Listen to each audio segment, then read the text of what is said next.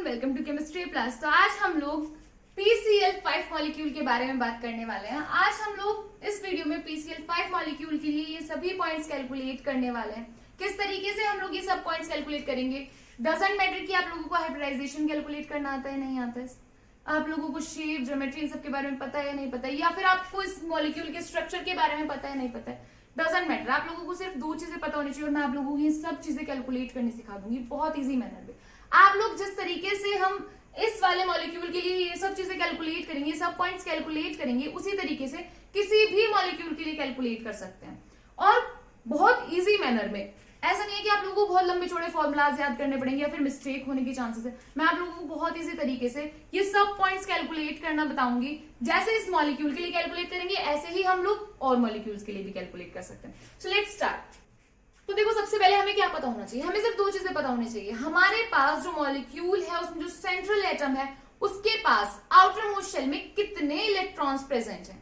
और सेकंड चीज हमें क्या पता होनी चाहिए कि जो हमारे पास मॉलिक्यूल है उसमें जो सेंट्रल एटम के सराउंडिंग में जितने भी एटम्स हैं वो सेंट्रल एटम के साथ सिंगल बॉन्ड के साथ अटैच है, डबल बॉन्ड के साथ अटैच है या फिर ट्रिपल बॉन्ड के साथ अटैच है।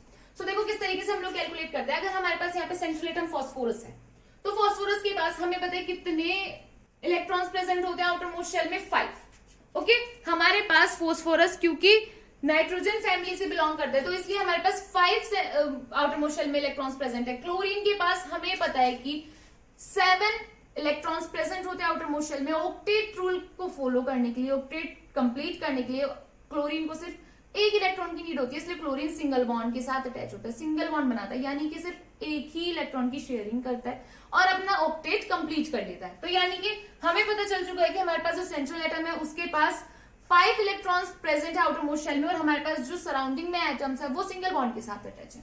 तो देखो किस तरीके से ये लोग फॉर्म करेंगे। फास्फोरस है हमारे पास, chlorine chlorine chlorine chlorine chlorine, इसी तरीके से तो ये सेंट्रल में एटम है और ये सब सराउंडिंग में है एटम्स। अब हमारे पास क्लोरीन सिंगल बॉन्ड के साथ अटैच होगा। ये लोग क्लोरीन क्या कहेगा फास्फोरस से आके कि भाई मुझे एक इलेक्ट्रॉन की जरूरत है इसलिए मैं अपना एक इलेक्ट्रॉन तुझे दूंगा, तू अपना एक इलेक्ट्रॉन मुझे दे। हम लोग मिलकर एक सिंगल बॉन्ड फॉर्म कर लेते हैं तो क्लोरीन तो फ्री हो गया, उसके पास 8 इलेक्ट्रॉन्स हो गए। तो क्लोरीन को किसी से कोई मतलब नहीं, आसपास कोई आए जाए उसे और इलेक्ट्रॉन्स चाहिए ही नहीं, यानी ना वो फास्फोरस से ऐसे नहीं बोलेगा नहीं भाई तू 2 इलेक्ट्रॉन्स मुझे ही दे, मुझे तो 2 चाहिए, नहीं, क्योंकि क्लोरीन को सिर्फ एक ही इलेक्ट्रॉन चाहिए अपना ऑक्टेट कंप्लीट करने के लिए। तो यहाँ पे हमारे पास क्लोरीन का ऑक्टेट कंप्लीट हो चुका है। अब हमारे पास फास्फोरस के पास देखो 5 इलेक्ट्रॉन्स प्रेजेंट है, 1 2 3 4 5। क्लोरीन के पास यहाँ पे 7 इलेक्ट्रॉन्स प्रेजेंट है और एक एक उसने फास्फोरस से शेयर कर लिया।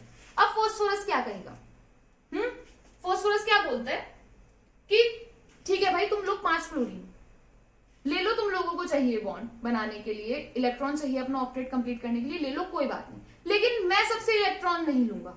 वो क्या कह रहा है कि मेरे पास पहले से अपने 5 इलेक्ट्रॉन है, मुझे सिर्फ 3 ही चाहिए, तुम लोग मुझसे इलेक्ट्रॉन ले लो, मुझे कोई दिक्कत नहीं है।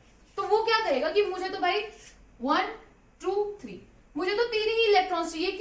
क्यों ही फास्फोरस एक्स्ट्रा इलेक्ट्रॉन्स लेगा, क्यों ही अपने इलेक्ट्रॉन्स को 5 से 10 करेगा जब उसे 8 पर स्टेबल होना है, जब उसके पास 8 इलेक्ट्रॉन्स में उसका ऑक्टेट कंप्लीट हो रहा है तो वो क्यों सारे क्लोरीन से इलेक्ट्रॉन लेगा। तो फास्फोरस क्या कहेगा कि तुम सब मुझसे इलेक्ट्रॉन ले लो लेकिन मुझे सिर्फ 3 ही क्लोरीन के साथ शेयरिंग करनी है, मुझे सिर्फ 3 ही चाहिए। तो यहाँ पे हमारे पास 3 सिंगल बॉन्ड और 2 कोऑर्डिनेट बॉन्ड्स फॉर्म हो जाएंगे, यानी फास्फोरस 2 क्लोरीन को सिर्फ अपने इलेक्ट्रॉन दे रहा है, यानी कि उसके साथ शेयर कर रहा है, और 3 क्लोरीन के साथ क्या कर रहा है, तुम एक मुझे दो एक मैं तुम्हें दूंगा, दोनों 2 इलेक्ट्रॉन शेयर करेंगे और अपने अपने ऑक्टेट कंप्लीट कर लेंगे। कैसे, हमारे पास सिंगल बॉन्ड कब फॉर्म होता है, जब हमारे पास कोई भी 2 एटम्स, लेट्स सपोज हमारे पास यहाँ पे 2 एटम्स है, अपने एक एक इलेक्ट्रॉन्स को शेयर करते हैं, यानी कि 2 इलेक्ट्रॉन शेयर हो रहे होते हैं 2 एटम्स के बीच में, एक इधर वाले का और एक इधर वाले का, तब हमारे पास एक सिंगल बॉन्ड फॉर्म होता है।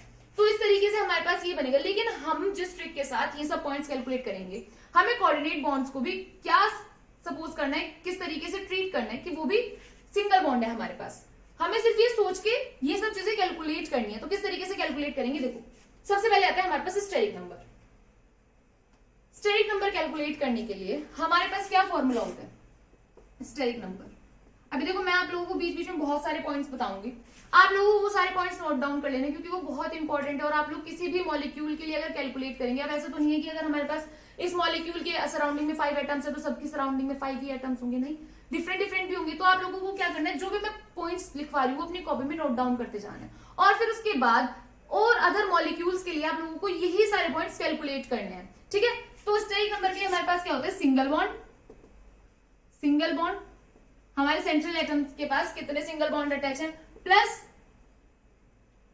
Number of lone pairs present on our central atom, यानी कि सिंगल बॉन्ड कितने हमारे सेंट्रल एटम से प्रेजेंट है और अटैच है, और कितने उस पर लोन पेयर्स प्रेजेंट है। तो किस तरीके से कैलकुलेट करेंगे, सिंगल बॉन्ड्स कितने हो गए 5, इन्हें भी हम लोग सिंगल बॉन्ड्स की तरह ट्रीट करेंगे। तो हमारे पास 5 सिंगल बॉन्ड्स प्रेजेंट है। लोन पेयर कितने हैं, 0। अब लोन पेयर्स क्या होता है हमारे पास, लोन पेयर्स हमारे पास कोई भी इलेक्ट्रॉन पेयर होता है जो कि फ्री होता है। हमारे पास 2 इलेक्ट्रॉन्स आपस में कपल करके एक लोन पेयर बनाते हैं। अब क्योंकि हमारे पास यहाँ फास्फोरस में कोई इलेक्ट्रॉन है ही नहीं फ्री, तो इसलिए हमारे पास लोन पेयर 0 हो गए। तो यहाँ पे हमारे पास कितने सिंगल बॉन्ड्स प्रेजेंट है, 5। तो स्टेरिक नंबर हो गया 5। उसके बाद सेकंड क्वेश्चन है लोन पेयर 0, थर्ड क्वेश्चन है हमारे पास बॉन्ड पेयर 5। अभी कैलकुलेट करा हमारे पास कितने बॉन्ड पेयर थे, 1 2 3 4 5 बॉन्ड पेयर्स है, और लोन पेयर हमारे पास यहाँ पर 0 है। उसके बाद हाइब्रिडाइजेशन, देखो हाइब्रिडाइजेशन हम लोग स्टेरिक नंबर से कैलकुलेट करेंगे। किस तरीके से, अगर हमारे पास स्टेरिक नंबर 2 है तो हमारे पास हाइब्रिडाइजेशन क्या होगा, sp। देखो 2 स्टेरिक नंबर है तो sp हाइब्रिडाइजेशन होगा, 3 स्टेरिक नंबर है sp2 हाइब्रिडाइजेशन होगा, 4 है sp3 हाइब्रिडाइजेशन होगा, 5 है sp3d हाइब्रिडाइजेशन होगा। हमारे पास यहाँ पे 5 ही स्टेरिक नंबर है तो इसलिए हमारे पास sp3d हाइब्रिडाइजेशन होगा। फिर उसके बाद 5th पॉइंट है ज्योमेट्री। अब देखो ज्योमेट्री और शेप हम लोग किस तरीके से कैलकुलेट करते हैं। ज्योमेट्री और शेप कैलकुलेट करने के लिए हमारे पास VSEPR थ्योरी का यूज होता है। एक लंबा चौड़ा सा चार्ट होता है जिसे हमें बाय हार्ट करना होता है, और हम लोग किसी भी मॉलिक्यूल की शेप और ज्योमेट्री बता सकते हैं, लेकिन हमें स्टेरिक नंबर पता होना चाहिए। तो इसलिए वो फॉर्मूला जो मैंने अभी लिखवाया था वो आप अपनी कॉपी में नोट डाउन कर ले, क्योंकि हमें स्टेरिक नंबर पता होगा तभी ही हम लोग उस चार्ट से ज्योमेट्री और शेप कैलकुलेट कर सकते हैं। अभी मैं आप लोगों को बताती हूँ। हमारे पास 2 स्टेरिक नंबर है तो हमारे पास लीनियर ज्योमेट्री होगी, 3 है तो हमारे पास ट्रायगोनल प्लेनर ज्योमेट्री होगी, ट्रायगोनल प्लेनर, 4 है तो हमारे पास टेट्राहेड्रल ज्योमेट्री होगी, 5 है तो TBP यानी कि ट्रायगोनल बाय पिरामिडल ज्योमेट्री होगी। तो हमारे पास यहाँ पे क्या ज्योमेट्री है, ट्रायगोनल बाय पिरामिडल। अब मैं आप लोगों को बताऊं कि हमारे पास ज्योमेट्री और जो शेप है वो मॉलिक्यूल, हर एक मॉलिक्यूल के लिए डिफरेंट ज्योमेट्री और शेप्स होती है। लेकिन अगर हमारे पास सेंट्रल एटम पे लोन पेयर प्रेजेंट है तब, क्या बोला मैंने, हमारे पास अगर सेंट्रल एटम पर कोई भी लोन पेयर प्रेजेंट है तो हमारे पास जो मॉलिक्यूल की ज्योमेट्री है और शेप है वो डिफरेंट होगी। लेकिन अगर हमारे पास जो मॉलिक्यूल है उसके सेंट्रल एटम पर कोई भी लोन पेयर प्रेजेंट नहीं है तो उस केस में हमारे पास ज्योमेट्री और शेप सेम होगी। अब हमारे पास यहाँ पे कोई भी लोन पेयर है नहीं, तो हमारे पास ज्योमेट्री ट्रायगोनल बाइपिरामिडल है तो हमारे पास शेप भी TBP ही होगी, ठीक है। अब इसके बाद हम लोग SP और D कैरेक्टर फाइंड आउट करेंगे। किस तरीके से हम लोग percentage, percent P and percent D character calculate करते हैं, ये सब आप लोगों को नोट डाउन कर लेना है, ठीक है। उसके बाद परसेंटेज PD ये हम किस तरीके से कैलकुलेट करते हैं, ये कैलकुलेट करते हैं हम हाइब्रिडाइजेशन से। देखो आप लोग यहाँ पे देख पा रहे होंगे सब चीजें एक दूसरे से रिलेटेड है।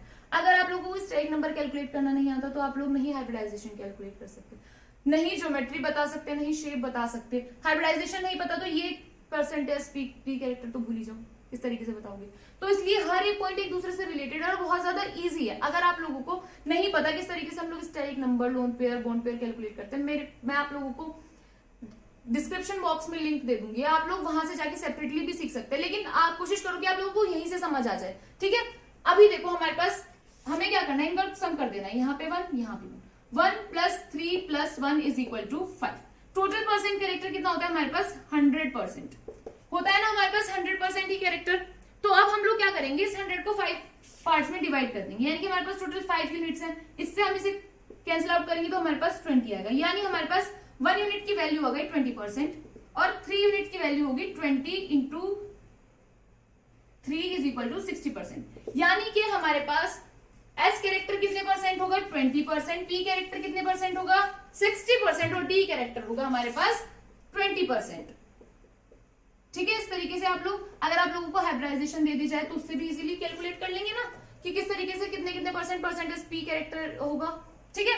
उसके बाद हम लोग बॉन्ड एंगल यहाँ पे कितना होता है, PCl5 मॉलिक्यूल में हमारे पास 120 डिग्री का बॉन्ड एंगल प्रेजेंट होता है। देखो सही से सारे क्वेश्चंस क्या आंसर देखो, सही से सारे पॉइंट्स देखो कि हमने किस तरीके से कैलकुलेट किए हैं। ठीक है, आई होप आप लोग बहुत अच्छे से समझ गए होंगे। जो जो मैंने बीच बीच में पॉइंट्स बताए वो सब आप लोग नोट डाउन कर लें, आप लोगों के लिए बहुत ज्यादा हेल्पफुल होंगे। आप लोगों को क्या करना है, जितने भी मॉलिक्यूल्स हैं, डिफरेंट डिफरेंट मॉलिक्यूल, कोई भी रैंडम मॉलिक्यूल उठाओ और देखो ये सब पॉइंट्स आप उनमें कैलकुलेट कर पा रहे होंगे या नहीं।